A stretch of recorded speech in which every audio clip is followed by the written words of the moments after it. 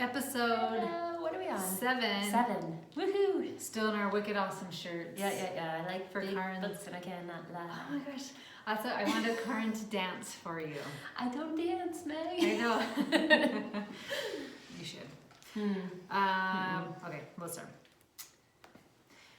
Well, sorry,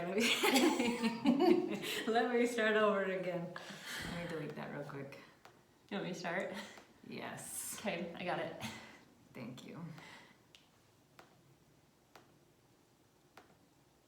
Okay.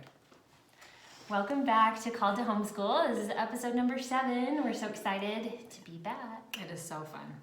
Yes, We're gonna today's read- topic. sorry. I'll do that first. Yes, You're right. Karen's going to read another awesome review. So if you haven't left us a review, why not? Get on there, subscribe, and go leave us a review. And then you might be our lucky mama who is featured. So today... We all want that, right? We do. We all do. Every one of us. Today's review is from Just Marcos and Drew's mom. And she says, I'm so happy that this podcast is finally out. The first episode captures my attention in the first minute. I have always questioned if my reasoning for being a homeschool family made sense. And hearing these two awesome moms tell their why reflected so many of my whys. I loved it. I can't wait for the next episode. We hope we haven't disappointed in the next episode. Yes. So, and thank you so much for your nice reviews. So Yes. if you haven't left your review, go pause this and go leave one, and you Right might now. get a shout out.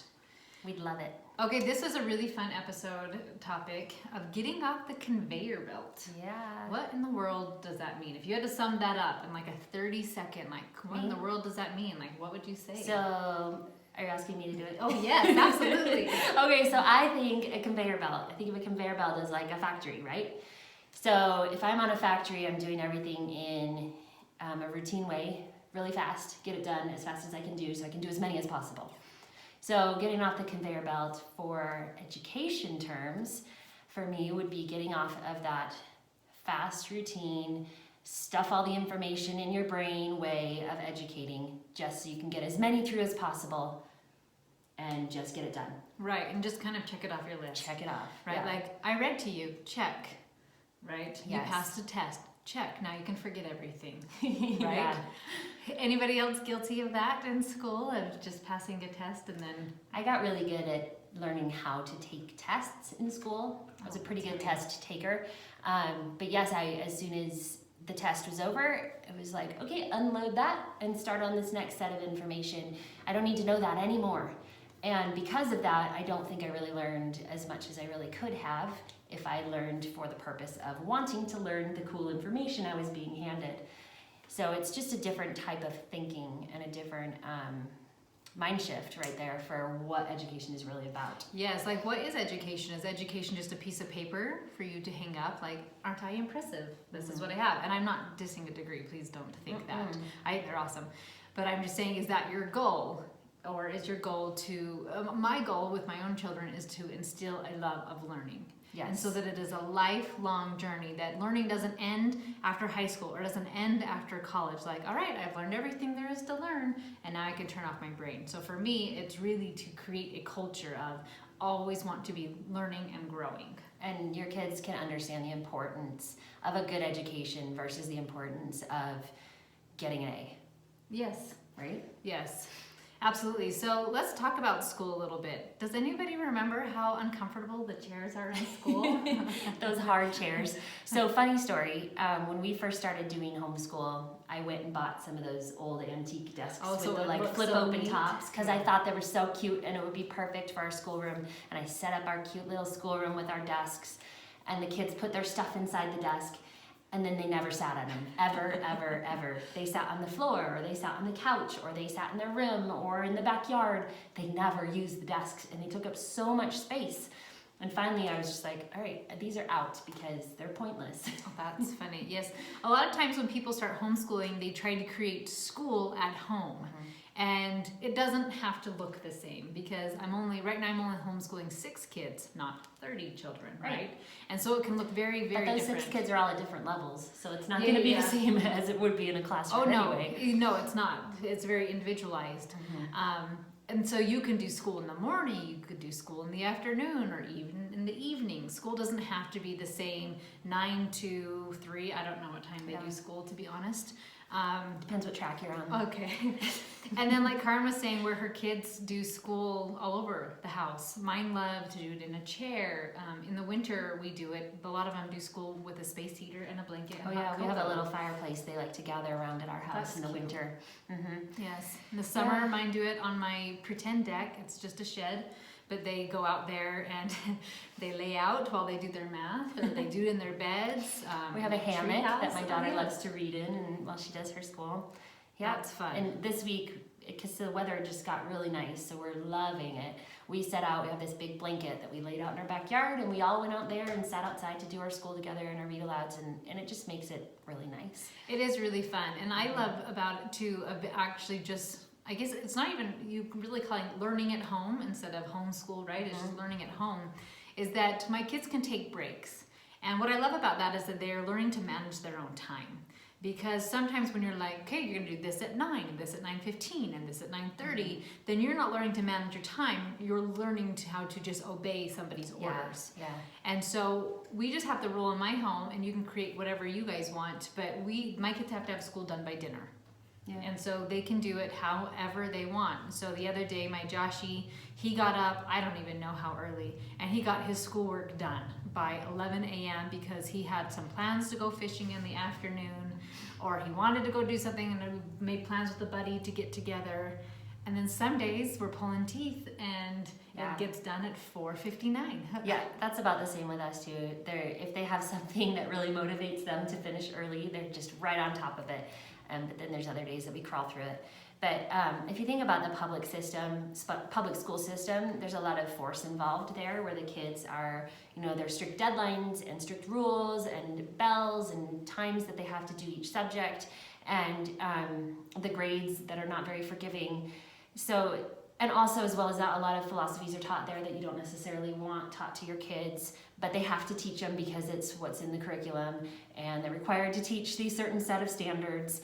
And then if they don't meet those standards, or their kids don't test well enough, then they don't get the funding that they need for their school. And so it's really all about this cycle of like getting it done so that you can get the funding. Yeah. And the nice thing about homeschooling is you don't have to worry about any of those things. You don't have any of those rules and any of those deadlines, and you get to just do it your own way.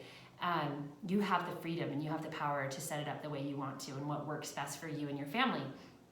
So when you're teaching your kids, if you have one child that is super passionate about horses and one child that's super passionate about guitars, they can learn 2 different things, and that's completely okay. They don't have to even be learning the exact same thing as they go through, and it can be really beautiful. And if you have one kid who is like math brilliant, like your little guy, versus he's so good, he's like grades ahead of where he's supposed to be, he's amazing. And then one kid who's slow at math, so the slow one too. can work at their slow pace, and the fast one can skip lessons to get ahead to where he feels like it's his level. Or it's just like a challenge for him. So it's a challenge. Both of those work, and both of those are okay and acceptable. And then along the lines with passion is that, and as my older kids are really discovering what they love and what speaks to their soul, they have time for their passion. Yes. And so if you've been following me on Instagram, we've been at Battle of the Bands all week, and we're going again. We're recording this way sooner than this is posted, but tonight that I'm recording it, another Battle of the Bands. But he's able to go and perform and be in multiple bands and play guitar and teach guitar lessons, everything music, because he has the time to do so. And I have a son who's really passionate about animals, and he has been since he was a little boy. He's 14 now. But almost every year for science, we did different types of animal study. And he's doing biology this year and is just loving it and is learning so much in this high school biology course. And it's just been amazing. And I can see him in the future doing something, as a doctor or as an animal scientist, or botanist, biology, whatever. I can see him in those fields. so easily because we've been able to just dig in deep to that passion that he loves. Yes, and he told me the other day at our co-op that he just went on a big hike. And so he goes, Karen literally lives on the mountain. I do. It's awesome. And so her oldest boy will just head up the mountain and go on a hike. And he went on all the way to the very, very, very top of the mountain behind our house. And he called me from the top of the mountain and was waving. And there was a white cloud right behind, so I could see his little stick figure waving. And it was the coolest thing. But he loves hiking so much, and he can do that. And that's good physical exercise, but it's also, you know, he's studying. While he's up there, he's looking at the plants, and he's watching for animal tracks, and he's doing things like that he loves while he's out there. Yes, nature really speaks to a lot of people's soul, I believe. I know it does for me, just being outside. I think along with that, getting off the conveyor belt, sorry, I said conveyor, that sounded cool. But learning doesn't just have to happen from a book. Yeah. Like we were saying, her son is going hiking and he's seeing all these things with animals. My son with guitar. And it's funny, he's actually learning a lot about finances because he wants to do he has a lot of big dreams. He's touring Europe and he's had to pay for it. So he's had to learn all these skills, but he's learning it because he wants to learn it.